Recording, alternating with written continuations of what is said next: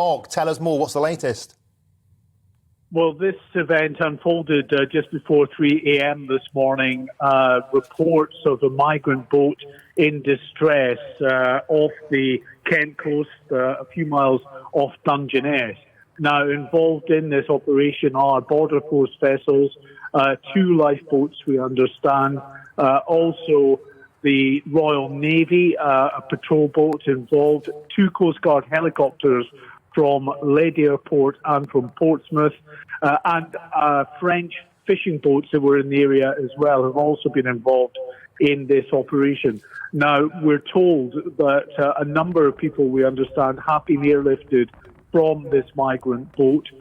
We don't know at this stage what their conditions are, but our producer down in Kent is in Dover at the moment. He's seen the air ambulance land at Dover Harbour, along with 2 land ambulances arriving at that port as well. So this is still very much ongoing. We are in the early stages, really, in terms of the information dripping out from that. I mean, what I will say is a caveat is that it is a sort of a tried and tested operational plan that the people smugglers have, which is to call the emergency services in the UK when you get halfway across the channel, tell them you're in difficulties, and then you're guaranteed to be picked up. But this particular incident is definitely unusual in terms of the response that we're seeing. We never normally see so many search and rescue assets being sent to a specific incident, so it seems on the face of it that it may well be a bit more serious. Now, Mark, of course, every life lost is a terrible, terrible waste, a terrible blight on this human trafficking. But this is something that many of us who are concerned about halting the arrivals over the channel like this have been saying is going to happen for a long time. We see often, Mark, these craft are barely seaworthy.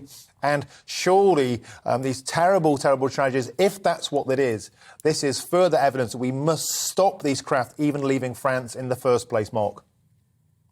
Yes, well, we have to hope that it hasn't turned into a tragedy. But remember, we are just 13 months on from a terrible tragedy in the English Channel when a small boat capsized and 27 people drowned in that particular incident. And since there have been individual incidents where 1 or 2 people have been lost. We don't exactly know how many because they fall overboard. Their bodies are often never recovered.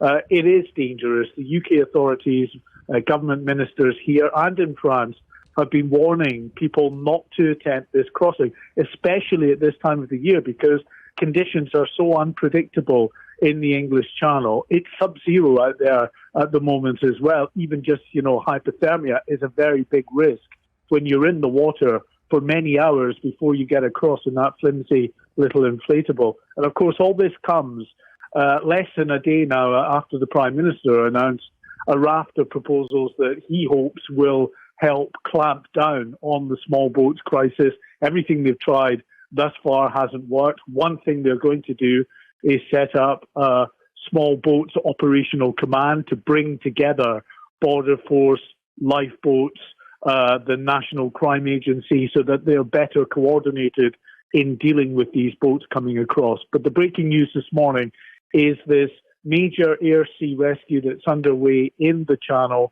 A number of assets involving Border Force, lifeboats, Coast Guard helicopters and French fishing vessels have all been involved. And we understand that a number of people have been airlifted